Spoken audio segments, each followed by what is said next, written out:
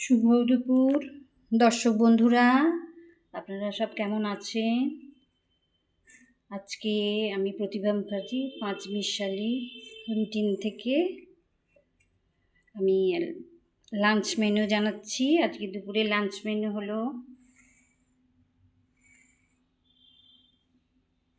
ভাত, মুসুর ডালের বড়া, এখানে রয়েছে ঝিঙে দিয়ে আলু দিয়ে মুসুর ডালের বড়া দিয়ে তরকারি, এখানে আছে মুসুর ডাল বেটে সুন্দর করে বড়া দিয়ে ঘি গরম মশলা টশলা দিয়ে সুন্দর করে আলু দিয়ে তরকারি, আর আছে আমের চাটনি।